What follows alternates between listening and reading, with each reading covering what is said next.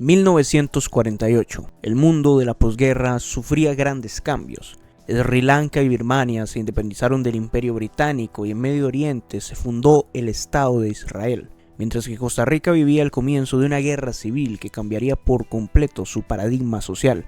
Mientras todo eso pasaba en el mundo, el 3 de diciembre nacía en un pequeño pueblo de Birmingham, en Inglaterra, John Michael Osborne, a quien años después el mundo conoció como Ozzy Osbourne.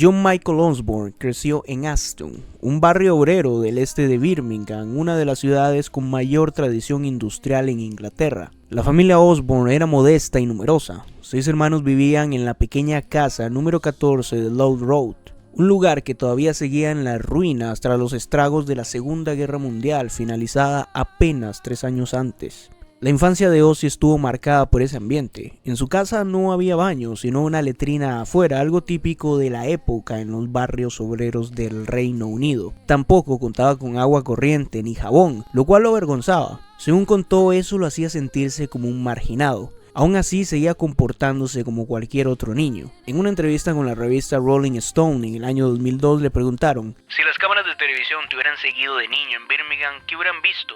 A lo que respondió: vivía en un lugar muy pobre. Mi papá trabajaba por las noches como fabricante de herramientas y no se adaptaba a los nuevos tiempos. Nunca le compré una lavadora a mi mamá. Teníamos una caldera de cobre en el jardín a la que se le encendía un fuego debajo y ahí hervíamos la ropa hasta que quedaba inservible. Yo dormía en una cama con uno de mis hermanos y no teníamos sábanas, teníamos que usar abrigos viejos. El niño jugaba con sus amigos en las ruinas provocadas por los bombardeos alemanes años atrás. Eso, lejos de ser un obstáculo, les hacía tener una gran imaginación. Él era muy asustadizo, recuerda que sus miedos eran exagerados y la mayoría provenían de la superstición. Por ejemplo, que si pisaba una grieta en la calle de camino a casa, algo terrible le pasaría a su madre. También solía molestar a su padre mientras dormía porque pensaba que había muerto en medio del sueño. Su padre, John Thomas, era un hombre disciplinado y estricto que trabajaba como fabricante de herramientas. Su madre, Lillian, se ganaba la vida en una fábrica de piezas para automóviles. Ambos se turnaban para cuidar a los niños y aportar en la casa. Por las mañanas trabajaba John Thomas y el turno de noche le tocaba a Lillian.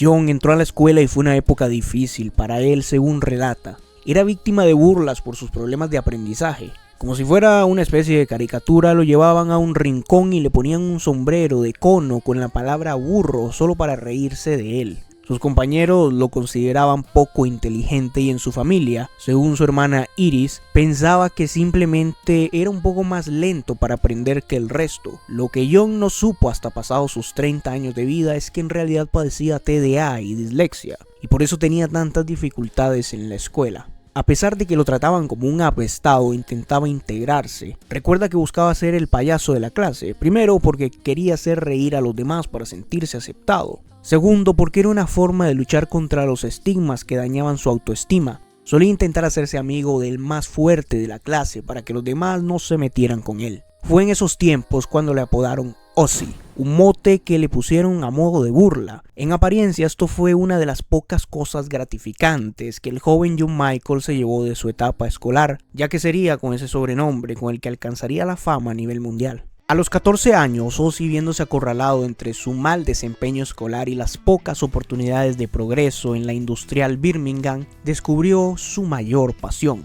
la música. En su casa siempre sonaba un vinilo en el fonógrafo o alguna estación de radio con los éxitos del momento. Así fue como se enamoró de un grupo en particular. En 1960, 4 jóvenes oriundos de Liverpool se juntaron para crear música. John Lennon, Paul McCartney, George Harrison y Ringo Starr formaron una de las bandas más revolucionarias de la historia, The Beatles.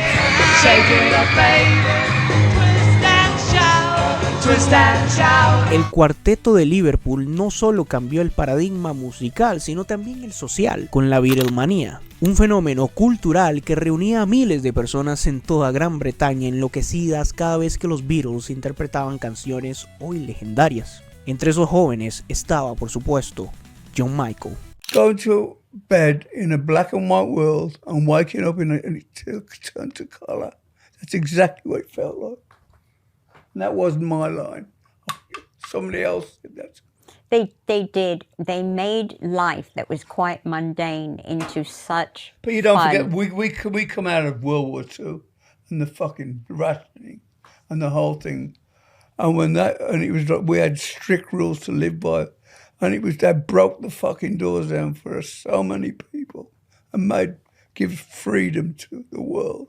Cuando escuchó la canción She Loved You de 1963, la vida le cambió por completo. La fascinación del muchacho con los Beatles era tal que soñaba que su hermana mayor se casara con Paul McCartney. A los 16 años, Ozzy tomó la decisión de no continuar con sus estudios. Eso lo llevó a tener que conseguir algún trabajo. Y vaya si tenía suerte para conseguir chamba, lo que no tenía era el suficiente rigor para mantenerla. Trabajó en una joyería, en construcción, como plomero, en una funeraria e incluso en un matadero de animales, donde cuenta que lo pasaba mal por el terrible olor que emanaba el lugar. El cantante relata que nunca le gustó levantarse temprano para agarrar la pala, por lo que terminaba renunciando a todos sus empleos. A eso se le suma también que era un tipo conflictivo, solía estar metido en problemas. Es por ello que tras su corto y poco exitoso paso por el mundo laboral, se dedicó al crimen, concretamente al asalto de comercios.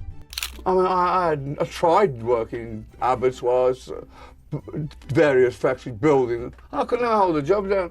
I got bored, you know. It's not fast enough for me. And the horn testing, that has got to be. Well, I could say that was my first musical job. It was. I mean, what did that? I asked this guy, how long have you been doing it? He says, 35 years, and I'll get my gold watch at the end of this year. Oh, not for me. I've gone. But I had two choices: either be a bad criminal, or a stupid criminal, or an entertainer. And so when I didn't pay a bunch of fines, my father let me go in to Winston Green for a few days and I worked because I didn't want to go back there again. Para dedicarse al mundo del AMPA hay que tener cierta pericia, con la que nuestro querido protagonista no contaba. Una vez entró a robar a una casa y tuvo la mala suerte de que le cayó un televisor encima. Eso le facilitó el trabajo a la policía, que lo mandó directo a la prisión Winston Green, conocida en la Birmingham de los 60 por su violencia y lo peligrosa que era. Según contó en el documental Las 9 vidas de Ozzy Osbourne, su padre se negó a pagar la fianza para que pasara un mes en la cárcel y se diera cuenta que una vida así no vale la pena. De hecho, le dijo: My father always said I'd do something big one day. He says to me, you're either going to do something very special or you're going to go to prison. Es por eso que Ozzy siempre buscó que sus padres estuvieran orgullosos de él, en especial su papá John Thomas. I love my father. I always wanted to achieve something for my father because my grades at school weren't that great and I always felt that I let him down. And for me to go in with a gold disc and or something, I'd achieved something and I made my father proud of me, you know. That was one of the things I'm really happy about. En el centro penitenciario, Ozzy vivía con el miedo de ser golpeado o abusado físicamente. Igual que en la escuela, utilizaba el humor para intentar ganarse la simpatía de algunos reclusos y evitar que lo lastimaran. Tras salir de prisión, inspirado por los 4 de Liverpool y con la idea de no querer terminar en una fábrica, decidió que su camino era la música. Su padre le regaló un cheque de 250 libras, una cantidad elevada para la época. Con eso, Ozzy se compró un micrófono y un amplificador Vox AP. Dejó un anuncio en una tienda de música de la ciudad diciendo que buscaba gente para formar una banda. I mean, Ozzy was at school in a younger year than me. Yeah. With me, but I didn't really associate with him at school. And we were looking for a singer, Bill and myself, the drummer, and we went around the music shop and we saw this ad: Ozzy Zig requires gig. Oh. I said to Bill, I know an Ozzy. I said, but it can't be him. Can't be the same guy. And sure enough, we went round to the address of the house and knocked the door, and his mother came. John, it's for you. Yeah. And I saw him walking up the hall, and I said to Bill, forget it. Anyway, he came to the door, and we talked to him for a bit, and then we left. And I said to Bill, oh, forget that. You know, I said, we don't want to go there. I said, as far as I know, he can't sing. I never knew he could sing. Yep. And then sort of a few days later, Ozzy came round to my house. So I didn't live that far away from him. He came round with Geezer, the bass player, and looking for a drummer. And it turns out that I said, well, Bill's a drummer. And Bill said, no, I'm sticking with you. Yeah. And so we said, well, why don't we all get together and have a go? And that's what we did. And you did. Así, sin saberlo aún, los jóvenes estaban formando una de las alineaciones más legendarias de la historia de la música.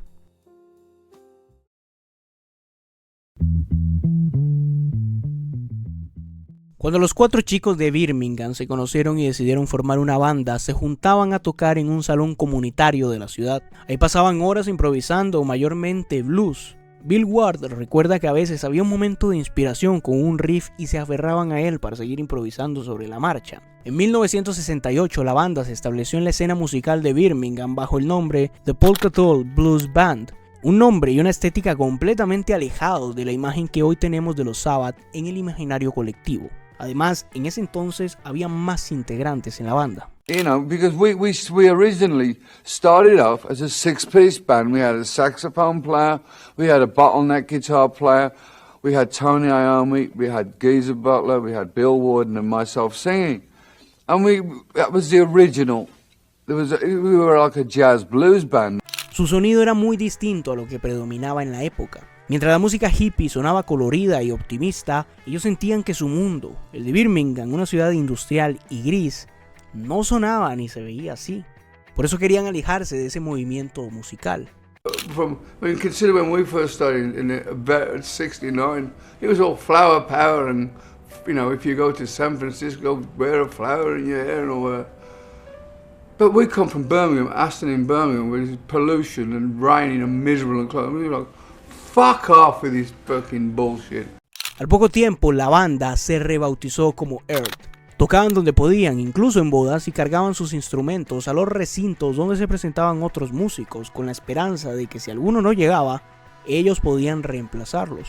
Sin embargo, aún los 4 jóvenes no terminaban de encontrar su esencia, hasta que a Tony Iommi se le prendió la chispa. Al frente del centro comunitario donde solían ensayar había un cine que proyectaba todo tipo de películas de terror. El único que fue lo suficientemente observador para darse cuenta de eso fue Iommi, y tuvo una idea brillante.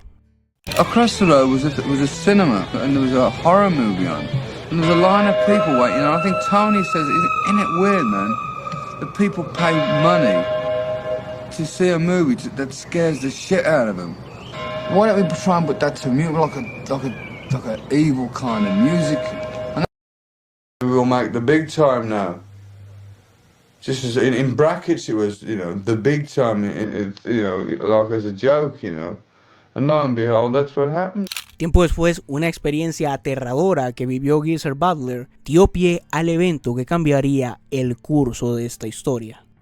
At the time, I was seriously into occult stuff and black magic and all that kind of thing. I had this little apartment, which I'd painted black and had all these upside down crosses all around the place, pictures of Satan everywhere. And Ozzy brought this book around for me, and it was like this really old 15th century, like old book, and it was all written in Latin. It was all about black magic. It had all these like drawings of Satan and everything in it. And I just had a really weird feeling about it. And that same night, I woke up in the middle of this horrible nightmare, and I just saw this like black shape at the bottom of my bed, just like staring at me. It was like a black, malevolent thing. It was a horrible feeling of it. And I just totally freaked out. De toda esa atmósfera nació Black Sabbath, la primera canción de la banda, un tema con un sonido tétrico, nombrado así por una película de terror de serie B de 1963 que relata la experiencia vivida por Geezer Butler. La letra describe la aparición de un demonio que atormenta a un hombre que clama a Dios para que lo salve de ese encuentro. El videoclip acompaña a la perfección la esencia de la que está vestida esta canción. Se ve una especie de casa embrujada mientras hay una tormenta de rayos, una representación típica de una historia de terror. El sonido además era perfecto. Si pensamos en el miedo, ese sentimiento que se apodera de nosotros en distintas circunstancias, sin duda el sonido de fondo que llegaría a nuestra imaginación tendría una melodía como esta.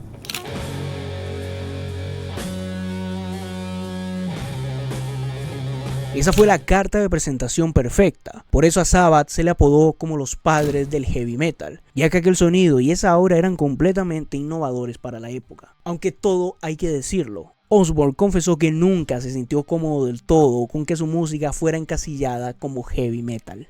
Ahora bien, muchos de los elementos que usaron Black Sabbath no fueron inventados por ellos precisamente. Por ejemplo, las letras con referencias esotéricas ya existían.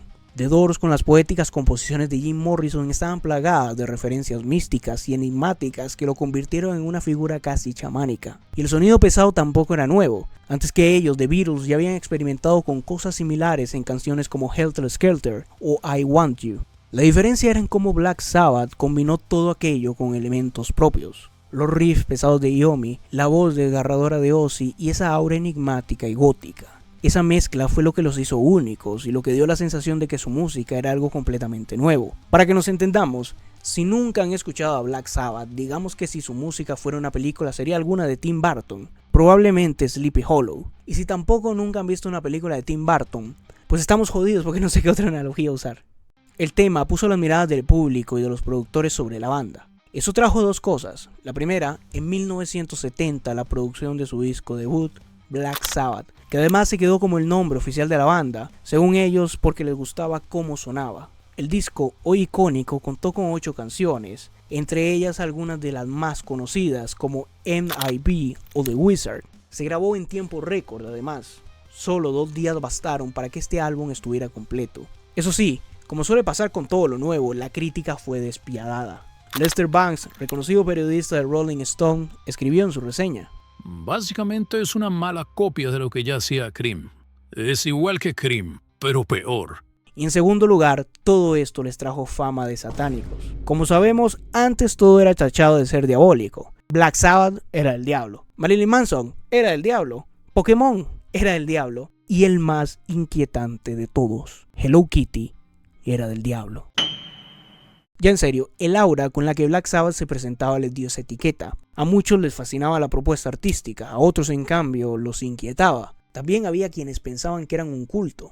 En una ocasión la banda regresó a su hotel y se topó con una escena bastante extraña. Unas 20 personas vestidas de negro, con velas en manos, los esperaban a las afueras de su habitación mientras entonaban cánticos, como si fuera una especie de ritual. Ozzy, para disiparse del cuadro en el que estaba, apagó las velas y comenzó a cantar el feliz cumpleaños. Con los años, los miembros de la banda dijeron que todo el tema del horror y lo esotérico no era más que un lugar de inspiración, una fuente para crear música. You know, we had this big dark image of this satanic thing and all this bullshit, you know. But we used to laugh. We used to, you know, if you listen to some of those bootleg tapes at the end of Paranoid, you'll hear Tony Berry have to go, you know, all these goofing around. Because you gotta laugh, man. It's that, and we were never into black magic, for Christ's sake. The only black magic we were ever into was a box of chocolates.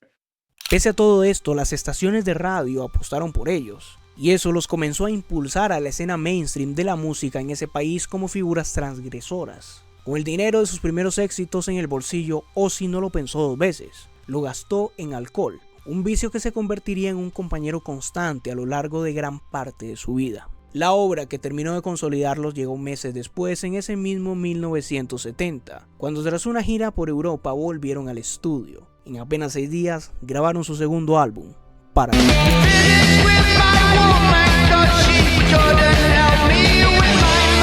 En este disco la banda terminó por definirse. Con los años, este trabajo se convirtió en el más emblemático de todos, ya que de aquí surgieron algunos de sus himnos como Warpigs, Iron Man o Planet Caravan. Se salieron de su zona de confort y escribieron temas de índole social como Warpigs, inspirado en la guerra de Vietnam. Y como pequeño paréntesis, este conflicto bélico enfrentó al norte comunista de Vietnam, apoyado por la Unión Soviética y China, contra el sur de Vietnam, respaldado principalmente por los Estados Unidos. Lo que comenzó como un conflicto local de independencia se transformó en un campo de batalla de la Guerra Fría con los Estados Unidos. El resultado, una guerra larga, brutal y televisada que dejó millones de muertos y mostró al mundo los horrores del conflicto. Con los años, esta canción se convirtió en un himno antibélico, denunciando las condiciones inhumanas de los conflictos armados y sobre todo las decisiones políticas que cuestan tantas vidas. De hecho, en un inicio el disco iba a llamarse Warpix, pero la disquera temía perder ventas entre los partidarios del conflicto en Vietnam.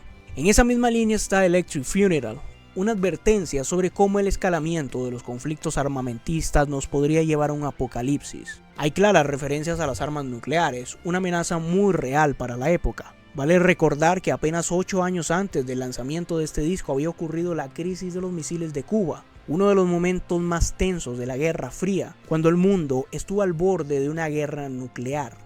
Por supuesto, tenemos que hablar de la canción que da nombre a este disco, Paranoid, probablemente la más célebre de la banda, y es que su historia es increíble, a la altura de su fama. And we didn't have enough songs to fill the album, so the producer said, "We need another song." I went, "Oh, we don't have another song. What can you come up with one? It can't be any more than 2.5 minutes. We've never written anything less than bloody 5 minutes." The others had gone out to have something to eat. I came up with this riff, so when they got back, I played them this idea of Paranoid.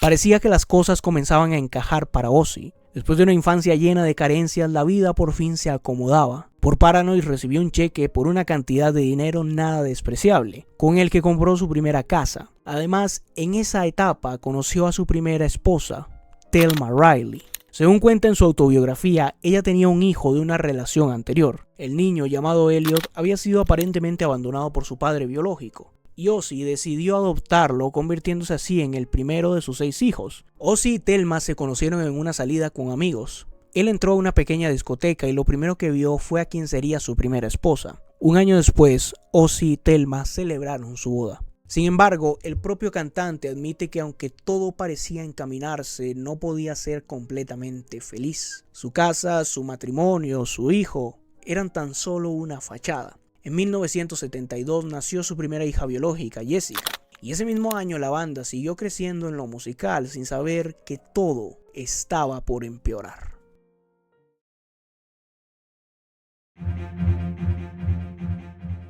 Durante la grabación del disco Master of Reality, donde aparecen temas como Children of Grave, uno de los temas más conocidos de la banda, que es una reflexión sobre la violencia y la guerra, los 4 chicos de Birmingham estaban sumidos en la adicción al polvo blanco, ya me entienden. Habían dejado atrás sus vidas de obreros para convertirse en superestrellas de la música. Eso trajo giras y éxito, pero también excesos. Para cuando llegó su álbum Volumen 4, la adicción ya era parte de sus vidas. Ozzy pasaba días enteros sin dormir por el consumo excesivo. Eso derivó en problemas en su vida personal. En sus propias palabras, reconoció en numerosas ocasiones haber sido un pésimo esposo para Thelma y un mal padre para sus hijos mayores. Solo para que entiendan el calibre de las acciones del príncipe de las tinieblas, él asegura que no recuerda casi nada del nacimiento de su hija Jessica en 1972, ni de su otro hijo con Thelma, Louis, que nació en 1975.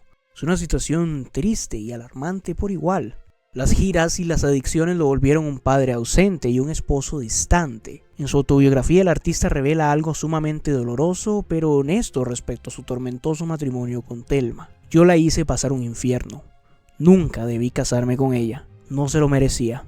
Ella no era una mala persona. Con sus hijos la historia no fue muy distinta. Sobre Elliot, su hijo adoptivo, comentó: "Pasé todo el tiempo cuando estaba en casa gritándole o dándole jalones de oreja. Y no es que haya hecho algo malo para merecerlo. Desearía haber podido ser mejor con él, porque había pasado por un momento difícil antes de que yo llegara".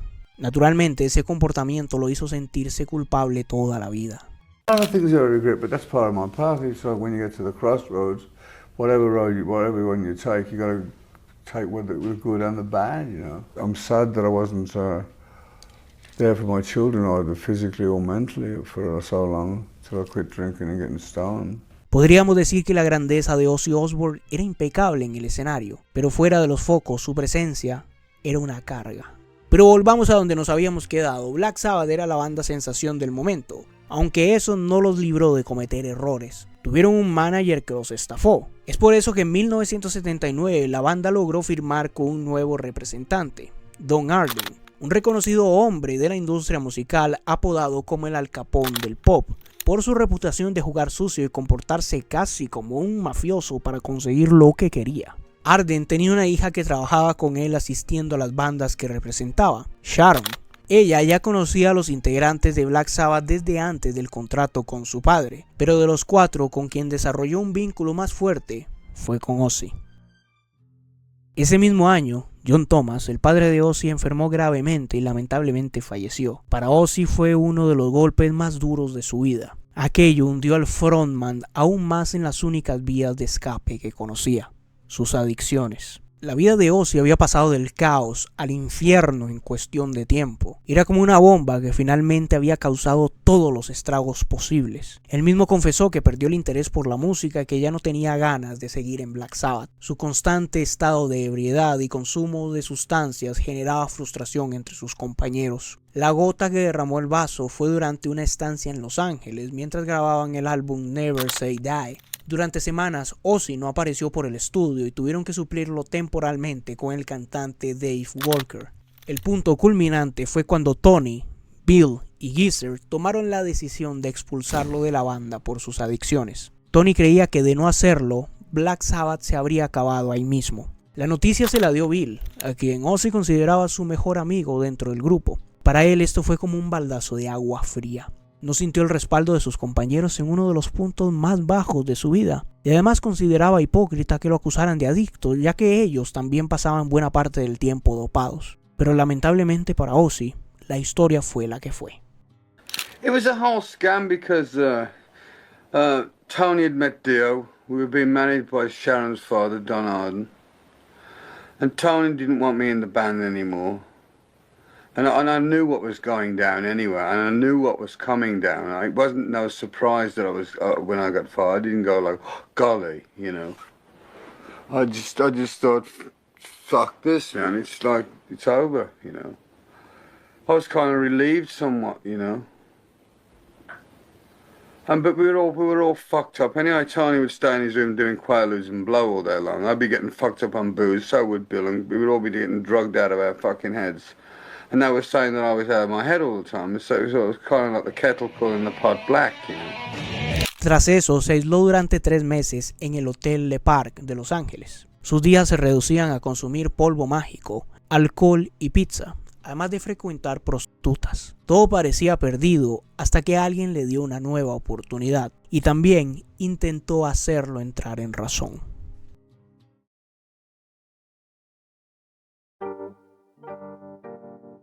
Sharon Arden nació el 9 de octubre de 1952 en Londres. Tuvo una infancia en la que, a diferencia de la de Ozzy, no tuvo carencias materiales, pero sí afectivas. Don Arden era casi un dictador familiar. La misma reputación que tenía en la industria discográfica la tenía en casa.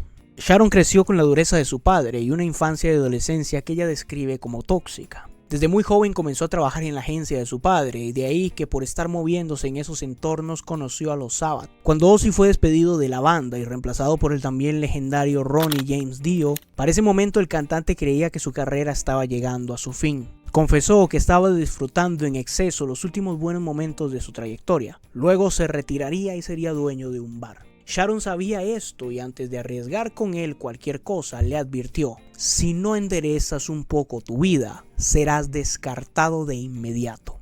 Es por esto y por otras cosas que iremos viendo que Sharon Osbourne se volvió, para bien y para mal, en un personaje clave en la historia de Ozzy. Sharon se convirtió en la manager del cantante, pero pronto esa relación dejaría de ser solo laboral, ya que para agosto de 1980 el músico comenzó a tener una relación extramatrimonial con ella. Un amorío que se volvería legendario por los cientos de experiencias vividas, pero también por ser una relación marcada por los tormentos y oscuros momentos. Well, Sharon Arden and her father were managing Black Sabbath, and when I got fired from Black Sabbath, I thought I was going to get the boot back to England. And to my astonishment, Sharon come round to my hotel and said that they'd got rid of Black Sabbath and they wanted to keep me on, and I was like flabbergasted. And then I fell in love. Aunque la industria discográfica veía a Ozzy como un desastre, un adicto desechado de una de las bandas más mediáticas de la época, Sharon logró convencer al mundo de que todavía había genialidad en él con un proyecto en solitario. Al principio Ozzy no estaba muy convencido hasta que el bajista de Slaughter, Dana Stern, le presentó a una persona que le cambiaría la vida: Randy Rhoads. Randy era un guitarrista prodigioso que calzaría como pieza perfecta en su nuevo comienzo. Ozzy al inicio se mostró apático, hasta que lo escuchó tocar. I was working, I had a guy helping me out called Dana Strummy. He was my original choice for a bass player, but it didn't work out. He says, I'd auditioned a bit, and I was drinking heavily. I was just, I was just fucking out of it all the time. And this Dana comes in and he goes, I got this one guitar player, you've got to, I said, Dana, fuck up for the guitar players. And I just want to go home. I'm fucking sozzled sitting on a chair, eating a pizza or something, I don't remember. And this little guy comes in with blonde hair, and I thought, is that a chick? Oh, suddenly my ears pin back. He says, well, what do you want me to play? I says, play anything. So he starts playing, and I'm like, even in my drunken, stoned out stupor, I go, oh, this is fucking one of the best things I've ever heard in my life, or these drugs are really good. La leyenda de Randy lo colocó como uno de los guitarristas más influyentes de los años 80. Fuera del escenario es recordado como un gran tipo. Ozzy lo llamó un regalo de Dios en su vida y su carrera. Pese a sus inicios tensos, tuvieron una química inmediata. Gracias a él, Ozzy retomó su vida itinerante como cantante. A su lado también estaban Lee Kerslake en la batería, Bob Daisley en el bajo y Don Airey en los teclados. Con todos estos elementos, en septiembre de 1980 salió el primer álbum en solitario de Osbourne, Blizzard of Ozz, un disco mítico que fue un éxito inmediato. En solo 3 semanas estuvo listo y las 4 mentes creativas que lo compusieron le dieron un toque único. De este álbum hay 4 canciones que quiero destacar, porque tienen implicaciones en la carrera del músico. La primera es Goodbye to Romance, una canción en la que se habla de una despedida, dejar atrás el pasado por doloroso que sea seguir adelante. Esta canción, sin ninguna duda, hace referencia a la salida de Ozzy de Black Sabbath y todo lo que aquello conllevó. Luego está Crazy Train, probablemente un tema que entre en el top 3 de las canciones más conocidas de Ozzy, en la que se aborda la salud mental con la metáfora de un tren desbocado que lleva a la sociedad al borde de la locura. Lo que volvió inmortal a este tema fue el impresionante solo de guitarra de Randy Rhoads.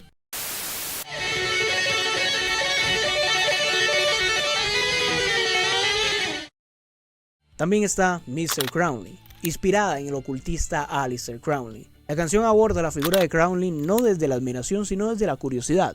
Ozzy había leído un libro sobre él y Bob Daisley propuso abordarlo en una canción como una búsqueda de respuestas. ¿Por qué Crowley pensaba así? ¿Qué lo motivaba?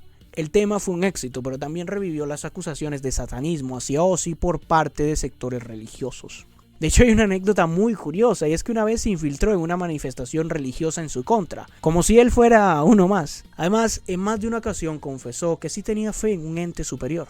Were you ever a religious person? Were you ever someone that really believed in God or anything like that? Today I believe in a higher power, call it God if you like, but I don't believe in as a guy in a fucking cloud getting blowjobs of chicks with wings.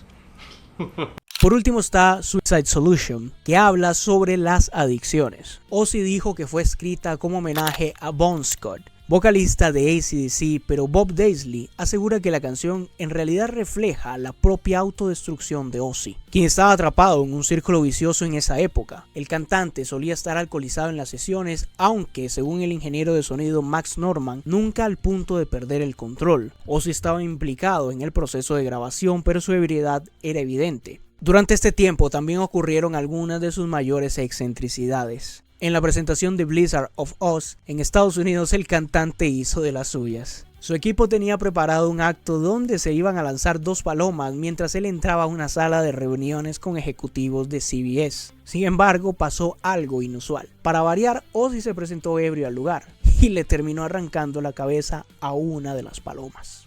I've had a reputation for the occasional tipple now and again, I was quite partial to the occasional vat of alcohol. And this one particular day, Sharon said we had to go and see CBS Records in Los Angeles, and I'd been on the piss all night long, So I'd got this bottle of Courvoisier. She said, what I want you to do, I want you to go in and throw these 2 doves up in the air, They're all these boards of director guys with their suits, these, smartly dressed.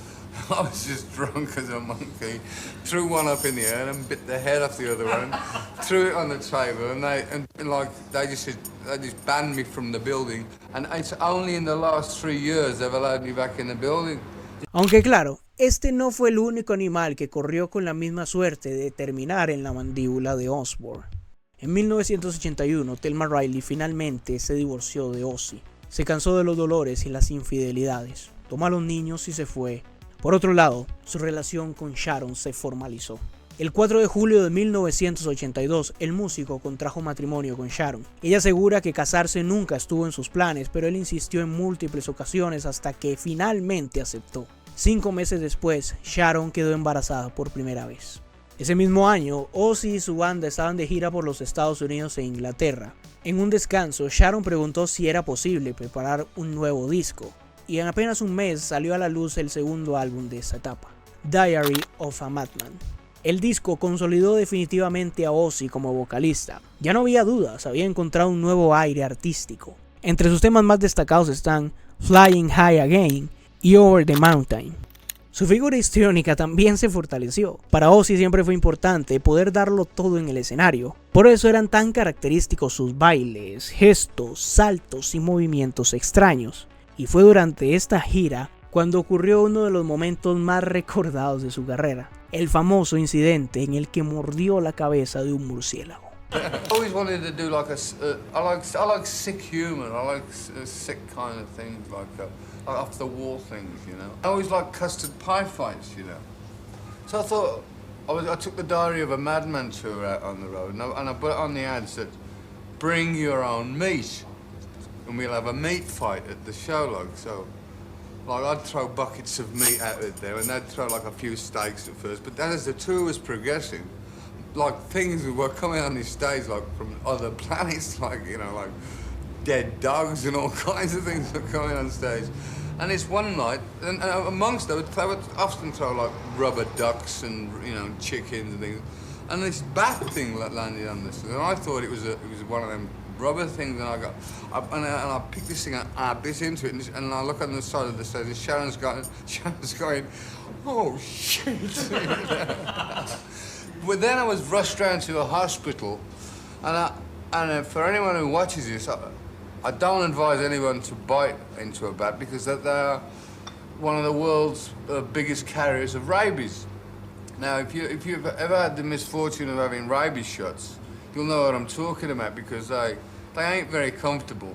It's like having a tattoo with a road drill, you know.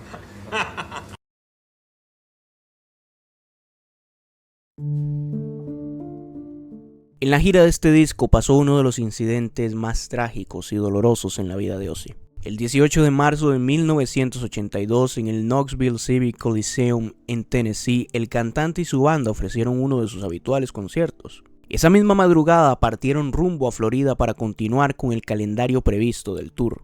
En medio del trayecto hicieron una parada para descansar. Fue entonces cuando Randy Rhoads, Rachel Youngblood, maquillista y estilista de la banda, y Andrew Haycock, conductor del autobús, decidieron subir a una avioneta para dar un paseo con el único afán de divertirse. Lo que comenzó como un acto recreativo terminó en una de las mayores tragedias que vivió la banda. En un momento la aeronave perdió el control, primero teniendo un impacto menor contra el autobús donde descansaban los músicos y finalmente se estrelló contra una mansión cercana. La fatalidad se cobró las 3 vidas que iban en esa avioneta. Para Ozzy y el resto la pérdida fue devastadora. Sin embargo, la muerte que más les afectó fue la de Randy. El guitarrista tenía solo 25 años y planes de futuro que nunca pudo cumplir.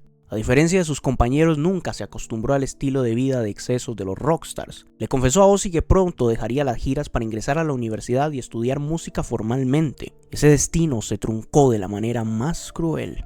La gira Diary of a Madman quedó interrumpida por la tragedia. Ozzy, con más de una década de consumo de drogas y alcohol a cuestas, nunca había buscado ayuda profesional. La adicción del intérprete se había intensificado con los años por la búsqueda de ser más histriónico en sus actuaciones. Pero la noticia de Randy fue un detonante para agravar la situación a niveles aún más preocupantes. Frente a ese panorama, Sharon tomó una decisión crucial. Decidió optar por la sobriedad, convencida de que solo así podría salvar a su pareja y a ella misma.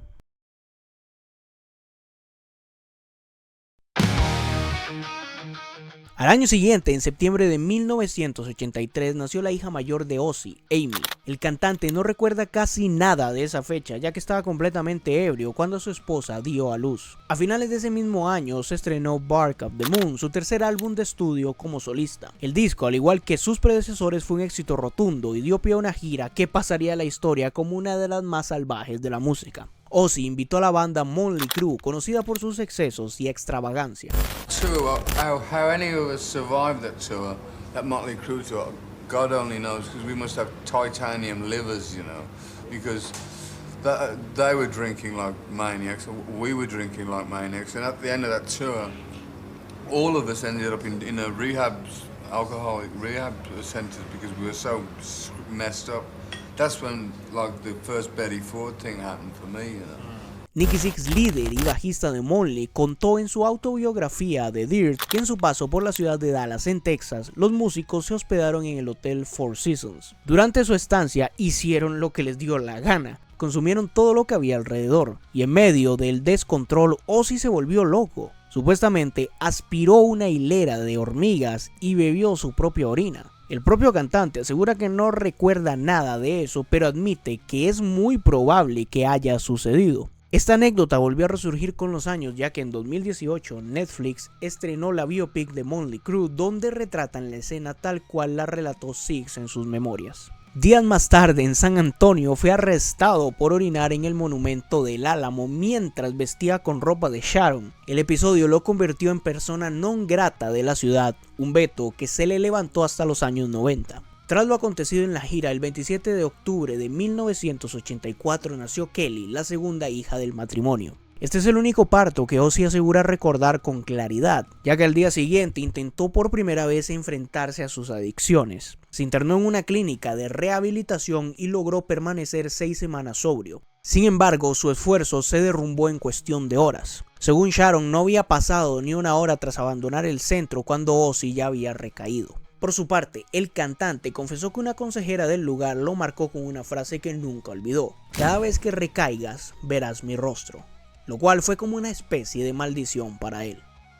En 1986 llegó The Ultimate Sin, probablemente el disco menos celebrado de su carrera. Aunque en su momento alcanzó buenos puestos en listas, no tuvo una buena recepción de la crítica. De hecho, en el año 2002 el equipo del Madman reeditó y remasterizó toda su discografía exceptuando este álbum. Ese mismo año Sharon volvió a quedar embarazada otra vez. El médico les aseguró que tendrían otra hija, pero lo que les dijo fue erróneo, ya que en diciembre del 86 nació Jack Osbourne, el primer y único hijo hombre del matrimonio. Una vez más, Ozzy llegó al parto completamente alcoholizado, por lo que apenas conserva recuerdos de aquel momento. Eso sí, tanto por el asombro como por el alcohol en su sangre, se terminó desmayando al darse cuenta que había tenido un hijo.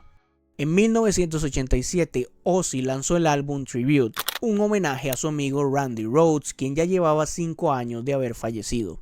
El álbum recopila material en vivo grabado en 1981 e incluye la pieza instrumental D, una composición bellísima de apenas 50 segundos que Randy dedicó a su madre y que ya había aparecido en Blizzard of Oz.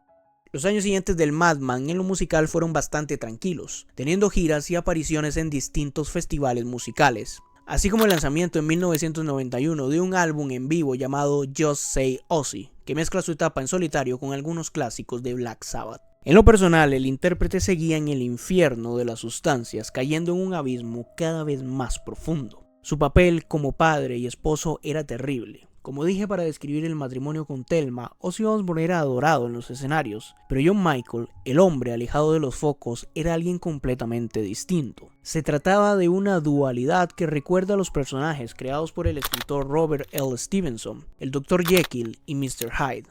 En la novela, Jekyll es un hombre respetable y exitoso en público, pero en privado se transforma en Hyde, una criatura siniestra dominada por sus instintos más oscuros. De hecho, años después, Ozzy hizo una canción titulada My Jekyll Doesn't Hide, donde aborda esa dicotomía que puede darse en la naturaleza de un mismo ser humano. Esa dualidad irreconciliable dio pie a uno de los episodios más oscuros de su vida, que de no ser por el azar, habría terminado en una horrible tragedia.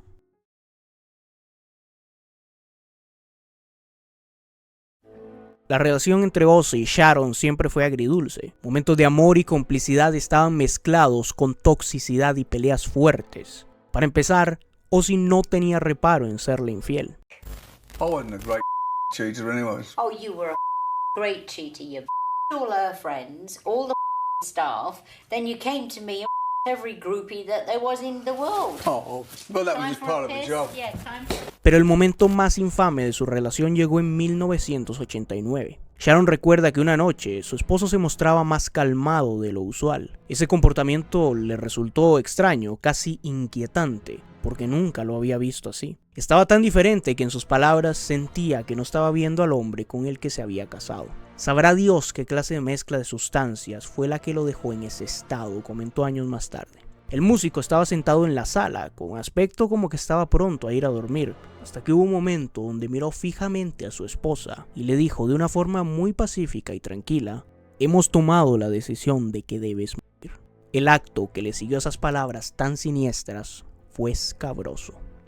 He lunged on me and, got me down to the floor and started me. How close did it get? Pretty damn close. Al día siguiente, Ozzy despertó desorientado en una celda. No recordaba absolutamente nada. Confundido, le preguntó a un oficial qué había pasado y por qué estaba ahí, y fue cuando le relataron lo que sucedió. El cantante no daba crédito a su comportamiento, no podía creerlo.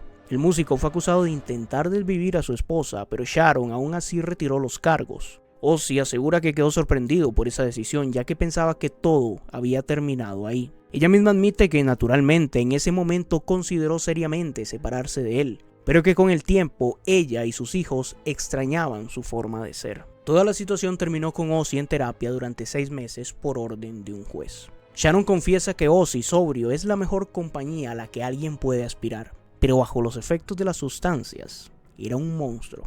El músico siempre se mostró arrepentido y avergonzado de ese escalofriante suceso aquella noche de 1989.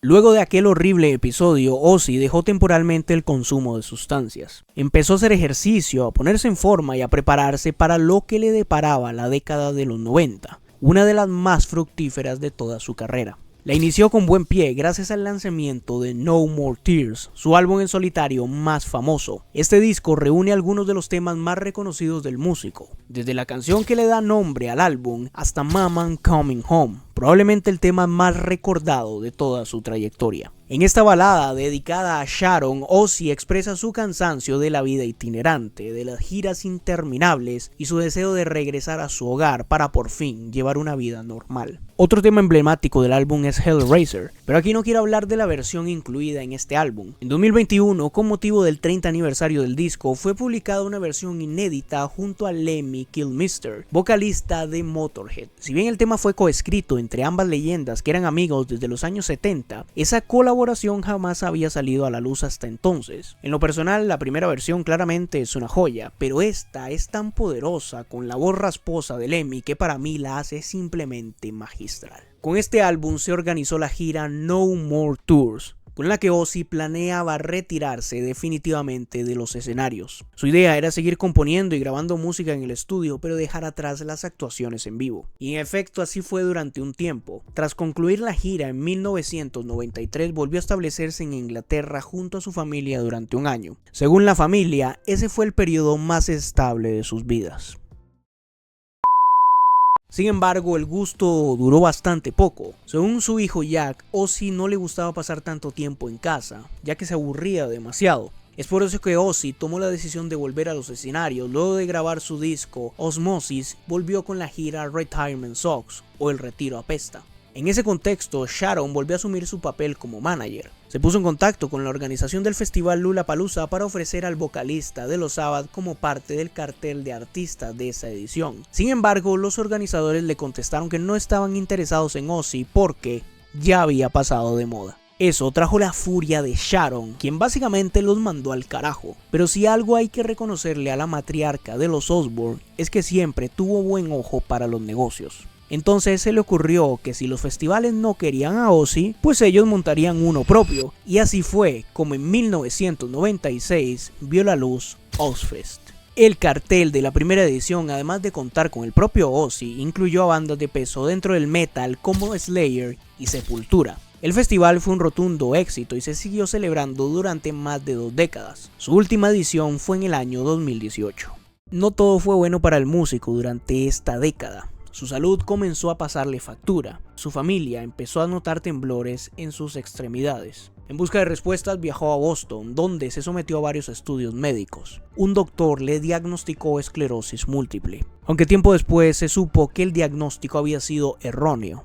Lo que sí era un hecho es que el uso excesivo de polvo blanco había dejado secuelas en su cuerpo. Para 1997 llegó un momento histórico. Ozzy se reunió con sus antiguos compañeros de Black Sabbath tras casi 20 años de separación. La formación original de Birmingham volvió a los escenarios el día 4 y 5 de diciembre en el National Exhibition Center. De aquella reunión nació el álbum en directo Reunion.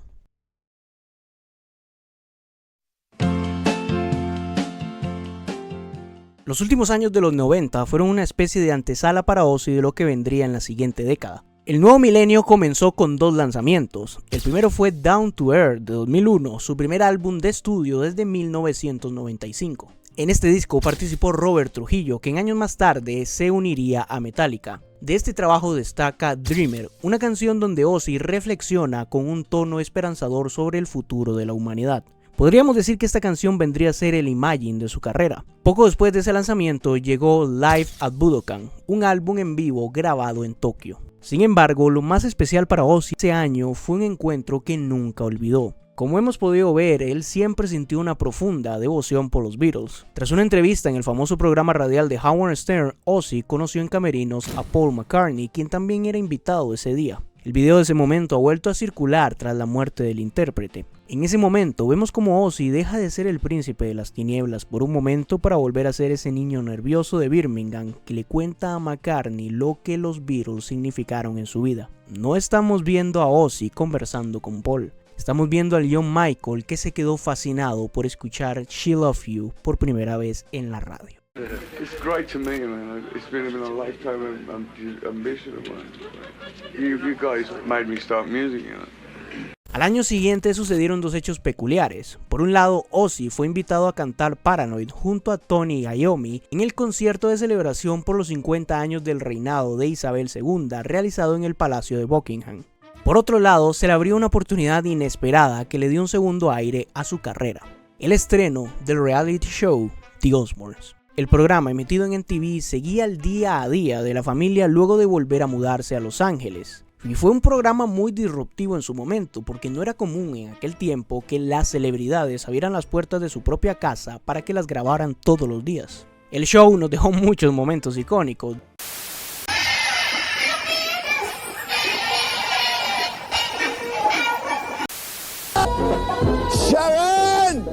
En el programa se desvelaban todo tipo de intimidades de la familia. De hecho, volver a ver los clips del programa me hizo acordarme de algo que una vez dijo Enrique Bunbury sobre la exposición de los famosos en las redes sociales.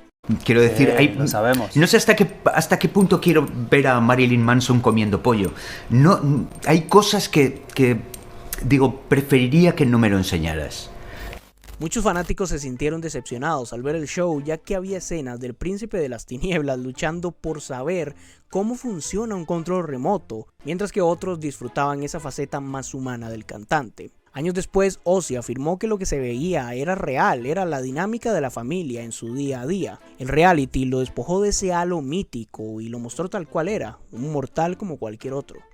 The Osbourne también documentó momentos muy duros para la familia, como el diagnóstico de cáncer de colon que Sharon recibió en 2002. La enfermedad de su esposa llevó a Ozzy a recaer en sus adicciones y algunas de esas escenas quedaron inmortalizadas en la televisión. También aquí se registró el terrible accidente en cuadrimoto de diciembre de 2003 que casi le cuesta la vida. Ozzy sufrió la perforación de un pulmón y permaneció en coma durante 8 días. Aunque sobrevivió, el susto lo dejó aterrorizado, asegurando que jamás en su vida volvería a subirse en una de esas cosas, y con secuelas físicas que lo acompañarían en el futuro. El programa concluyó en 2005 y pese al éxito, Ozzy asegura que fue un alivio, ya que la constante presencia de cámaras había convertido su casa en un set de televisión. No obstante, esa etapa televisiva le dio curiosas apariciones posteriores, como ser invitado en WWE en el año 2009 en el programa insignia de la empresa Monday Night Raw. De hecho, su vínculo con la compañía de lucha libre le valió para ser inducido al Salón de la Fama. Durante esos años su carrera musical no se detuvo. Publicó Undercover en 2005, un disco donde versionó canciones de artistas como The Rolling Stones o John Lennon. Mi favorita es sin duda la cover que hizo Ozzy de In My Life de los Beatles por el significado tan especial y personal que le dio a este tema escrito por John Lennon. En 2007 lanzó Black Rain, un álbum que él mismo destacó como el primero que grababa completamente sobrio. Y en el 2010 apareció Scream, su último trabajo de estudio de aquella década. Asimismo, en el 2009 publicó sus memorias, I'm Ozzy.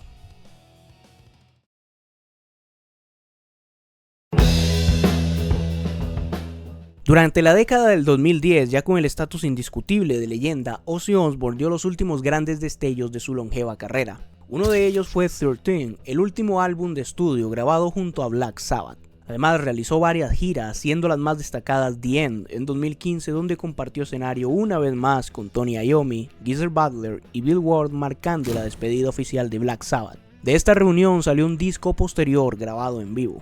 Además de No More Tours 2, anunciado en 2018 como su gira final en solitario. Sin embargo, esta última no pudo desarrollarse como se esperaba, ya que diversos problemas de salud comenzaron a aquejar al cantante.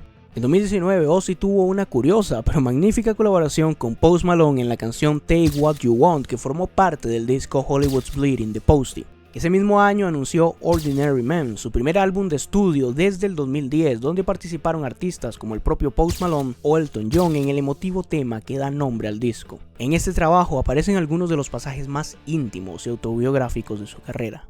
En Holy for Tonight, Ozzy tiene un enfrentamiento cara a cara con su propia mortalidad. Reconoce que el tiempo se agota y que la vida le está reclamando cuentas. Entre arrepentimientos, pesares y temores, lanza una plegaria casi desesperada pidiendo que su padre rece por él. Esa súplica, que parece ser un llamado a Dios, suena como una extrema unción anticipada, sacramento religioso que en la tradición católica limpia al moribundo de sus culpas antes de partir de este plano. Esa es la voz de un hombre que antes de ser emboscado por la muerte, busca redimirse de sus acciones. En el tema que da nombre al disco, el músico repasa su vida a través de los excesos, la fama, la sensación de ser intocable en los escenarios, pero también la aceptación de sus múltiples defectos. Yes, I've been a bad guy, been higher than the blue sky. Tras su fallecimiento, este tema sin duda ha cobrado un nuevo y profundo significado.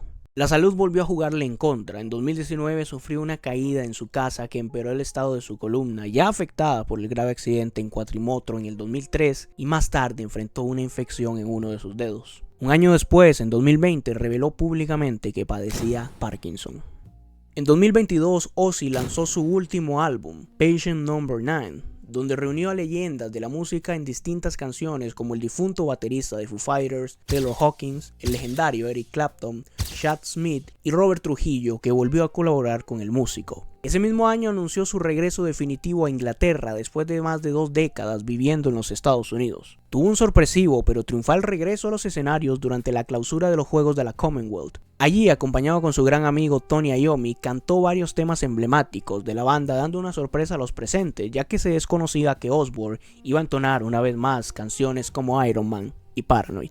En el 2024 le dieron uno de los mayores reconocimientos de su carrera al inducirlo por segunda vez al Salón de la Fama del Rock. Su primera nominación fue en el año 2006 junto a Black Sabbath.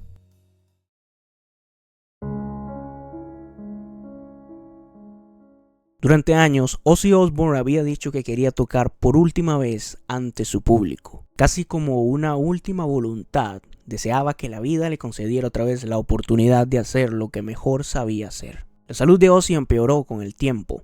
El Parkinson lo aquejaba cada vez más. Intentó una y otra y otra y otra vez dar ese último show, ese último suspiro frente a sus seguidores. Sin embargo, la vida se lo impedía. En 2023 se rumoreaba que aquel último show jamás se daría, marcando así el retiro del Madman de los escenarios en silencio. Tiempo después, en una entrevista con Rolling Stone, dijo que tal cosa no era así. aferrándose a la idea de volver a actuar en las tablas de un escenario, de escuchar los aplausos y los vítores de su público una última vez. Sin embargo, la impiedad del paso del tiempo era evidente.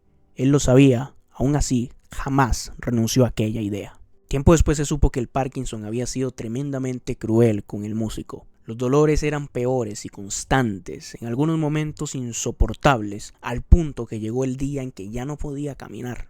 My brain is still there, but my body's all mangled up, you know. I can't climb up the stairs, I can't walk around the block, I can't go out with my dog on my own.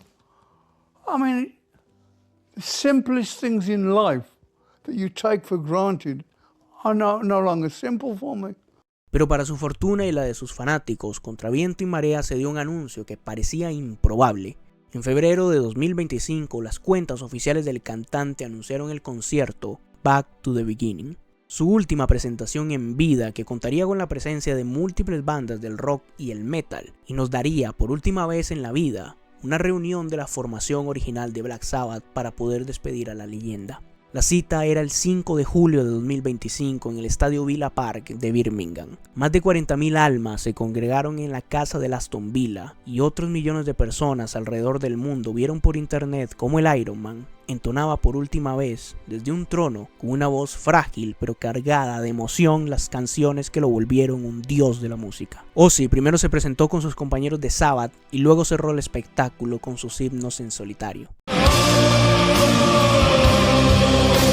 Los aplausos, los gritos, las fotos, las lágrimas se hicieron presentes durante los últimos momentos del Madman en un escenario. El show finalizó con las voces al unísono alabando a la leyenda que se retiraba en sus términos, sin importar los golpes y las trabas que le impuso la vida. El ocaso de su vida llegó con un último aliento que brindó una despedida a la altura de la figura que por última vez lo vimos conquistar ese escenario que tantas veces lo vio actuar con su estridencia, locura y genialidad. De esa manera, Ozzy Osbourne decía adiós a lo que por más de 5 décadas lo fue todo en su vida. We do have breaking news from the world of entertainment. We have received word that music legend Ozzy Osbourne has died. The Black Sabbath lead singer Ozzy Osbourne has died at the age of 76. Fans tonight remembering the life of legendary rocker Ozzy Osbourne, who died today at the age of 76.